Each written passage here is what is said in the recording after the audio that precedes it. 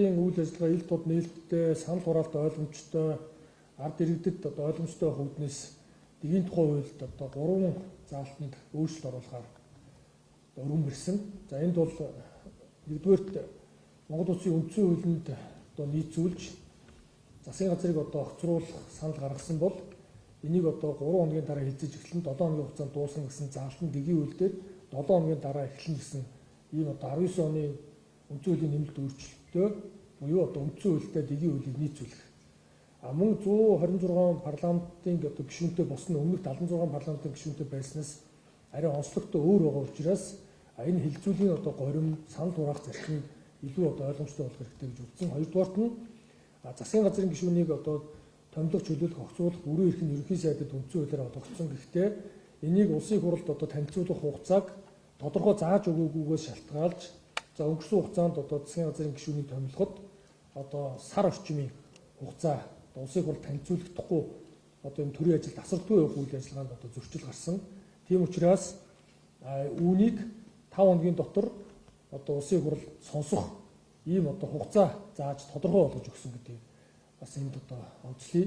За 3 дугаарт нь бол хамгийн чухал зүйл болох байнгын орооны гаргасан саналыг улсын хурлын чуулганы нэгдсэн уралдаан дээр хилцэх үедээ дэмжээгүй саналыг дэмжинэ, дэмжээгүй саналыг дэмжихгүй гэдэг ийм ойлгомжгүй нөхцөл байдал байгааг өөрчилж байнгын орооны санал хураалтаар олонхонд дэмжсэн саналыг энэ мэргэжлийн байнгын ороо бодлогын хувьд дэмжиж байна гэж үзэж улсын хурлын чуулганы нэгдсэн уралдаанд дэмжихээр санал хураана. Гэхдээ энэ дээр тодтогч мэргэжлийн байнгын ороо дэмжсэн шүү.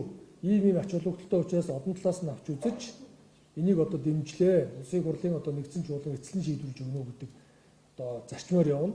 Нөгөө талдаа мэргэжлийн байнгын орон дээр хувь санаачлах эрх үхий субъект болох Монгол Улсын их хурлын гишүүн, ерөнхийлөгч, засгийн газар саналаа оруулсан, мөн зарчмын зөрүүтэй саналыг оруулсан хувь санаачлах эрх үхий этгээд мэргэжлийн байнгын орон дээр гаргасан санал нь дэмжигдээгүй тохиолдолд хэрвээ өөрөө хүсвэл энийг байнгын орооны хурлын тэмдэглэлд тусгуулаад энэ саналыг чуулганы нэгдсэн уралдаанаар дэмжих хэсгээр санал хураалгаж өгөөч гэдэг ийм өөрчлөлтийг оруулах зүйтэй гэж үзэж улсын хурлын нэр бүхий 33 гишүүн хамтарч энэ хуулийн төслийг боловсруулсан.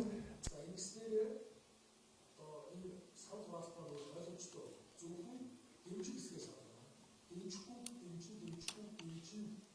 дэмжихгүй гэдэг ийм зарчим цааш өөрчлөхгүй байхаар гэж үзсэн. За тэгэхгүй чуулганы нэгдсэн уралдаанд орж ирсэн, бүртгүүлсэн, ирсэн өгсөн гишүүн маань энэ чуулганы уралдааны таймд орж гарч энэ санал хураалтанд оролцохгүй байсан шалтгаалж үсээгүй үгүй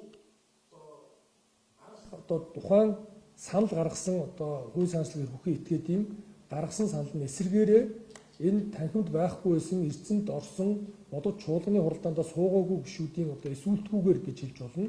Энэ санал өөрөө дэмжигдэж явах буюу бодлогын санал явах байх ийм асуудал үүсэж байгаа учраас энийг засахыг зорьсон. За өнгөрсөн засгийн газрыг огцруулахтай холбоотой үндсэн хуулийн зэцгийн шийдвэр гарсан. Энд бол тодорхой зааж өгсөн байгаа. Өөрөөр хэлбэл засгийн газрыг огцруулах хэсэг талаар анх гаргасан саналыг төрийн байгуулалтын байнгын орон дээр санал хураахад энийг огцруулахгүй гэж санал гаргасныг чуулганы нэгдсэн уралдаанд оролцсон нийт гишүүдийн олонх нь огцруулахгүй дэмжихгүй гэдэг ийм санал өгснөөр шалтгаалж энэ маань үндсэн хуулийн зөрчилд орсон. Тийм учраас үндсэн хуулийн энэ зарчимд нийцүүлж дэгийн хуулийг ойлгомжтой болгож цаашдаа мэргэжлийн байнгын орооны үн цэнийг нэмэгдүүлэх.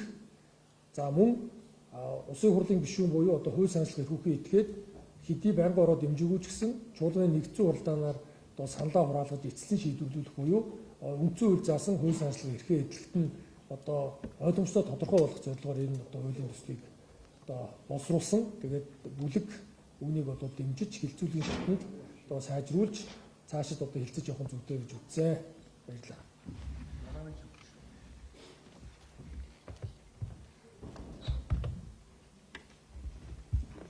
За та бүхэндээ өдрийн мэнд хүргэе.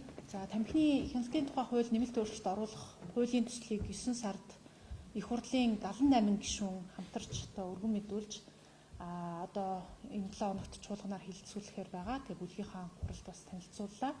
Энэ хуулийн үндсэн зорилт бол ерөөсөө бид ирээдүйн хойч үеэ тамхины хор хөнөөлөөс хамгаалъя, нийгмийн эрүүл мэндийг хамгаалъя гэсэн энэ зорилтын дор байгаа. Та бүхэн мэдж байгаа 2013 он тамхины хяналтын тухай хуульд дөрвтэй өөрчлөлт орсноос хойш ухралт хийсэн үг гэхээс урагшаа харсан өөрчлөлтийг бол тамхины хяналтын хуульд хийж чадаагүй байсан. Одоо эрүүл мэндийн байгууллагын, боловсролын байгууллагын эцэг эхчүүдийн хамгийн их санаа зовж байгаа зүйл бол хүүхдүүдийнхаа тамхиталд шинэ төрлийн гарч ирж байгаа энэ тамхин бүтээгдэхүүнүүдийн асуудал байгаа. Энэ асуудал бол ерөөсөө ямар нэгэн хуулийн зохицуулалт, журамлал ерөөсөө байхгүй явсаар ирсэн. Монгол улсын хувьд хүүхэд залуучуудын тамхитал жилээс жилд ихсэж байна. Одоо 13-аас 17 насны хүүхдүүдийн одоо 20% нь янжуур тамхи амандаа зууж 25% нь вейп тамхиг сордог ийм болсон байна гэдэг тооцоо судалгаа гарсан.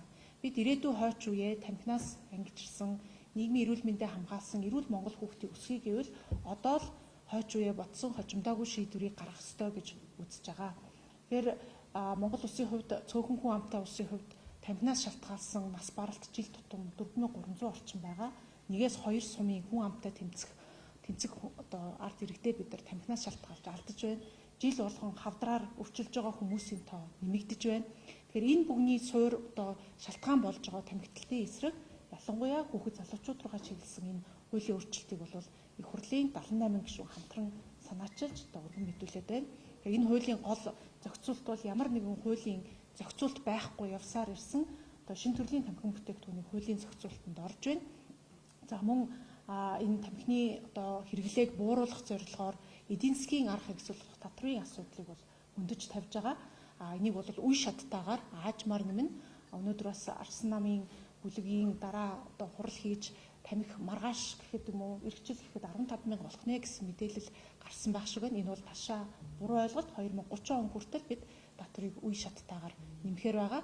За мөн тамхи бол одоо дэлгүүрт зардаг жимсний амттай зайрмаг бол биш, тамхи бол тамхи хортой бүтээгдэхүүн. Тэгэхээр хүүхэд залуучуудын татагтаад байгаа энэ жимсний янз бүрийн амтыг бол хорих одоо хуулийн зохицуултуудыг бид оруулж ирж байгаа.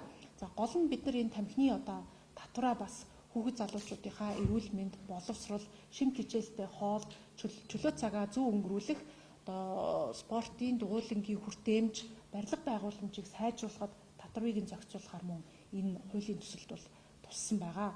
За мөн тамхин бүтээгдэхүүнийг ил одоо үзүүлж байршуулж зардаг асуудлыг одоо нэгдэж орсон конвенцийнхаа дагуу бид нар болиулж байна.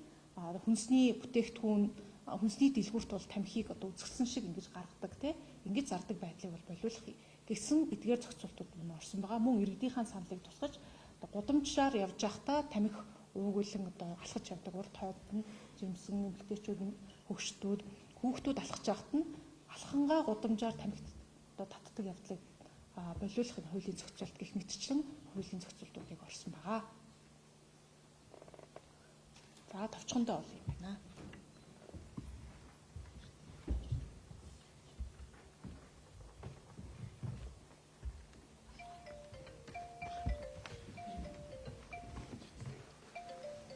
За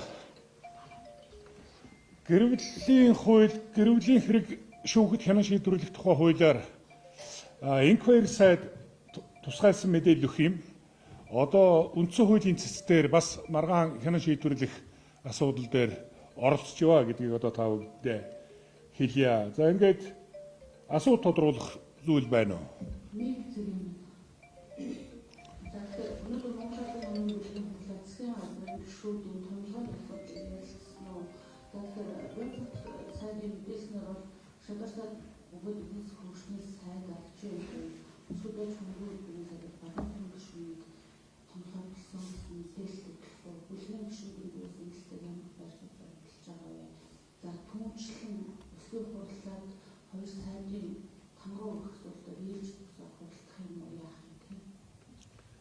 Тэгэхээр 2019 оны үндсэн хуулийн өөрчлөлтөөр засгийн газрын тогтвортой ажиллагааг хангах, үүнийг дагуулж энэ бодлогын тогтвортой байдлыг хангах асуудлаар томоохон өөрчлөлт оруулсан юм.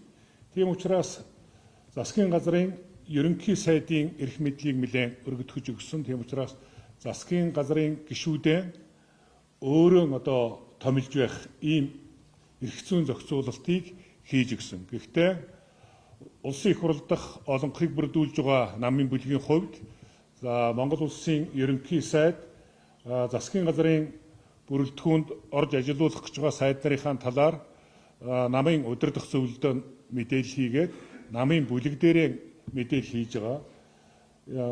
Монгол улсын засгийн газрын тэргүүн шадар сайд бөгөөд эдийн засгийн хөгжлийн сайдаар Жадамбын инк хоёрыг томилох.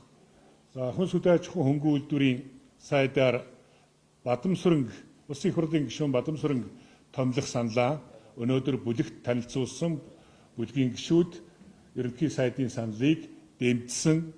За мэдээж улсын их хурлын дарагтаа ерөнхий сайд саналаа солилцож чуулганы хуралдаанд танилцуулж за тэгээд засгийн газрын гишүүдэн томилж их хуралд тангараг өргүүлдэг яг ийм одоо биг жайгаараа асуудал явна гэж хэлэх байна.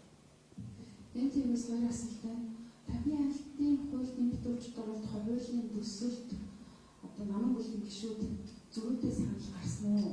Хоёрдугаар гэрүүлийн тухай хууль дээр хэд асуудал байгаа юм. Хүүхдээ асрамж тогтоолгүй гэрлэлт цуцлахгүй байх, хүүхдээ амжиргааны баталгааг хангах, за мөн гэр бүлээс гадуур харилцааны улмаас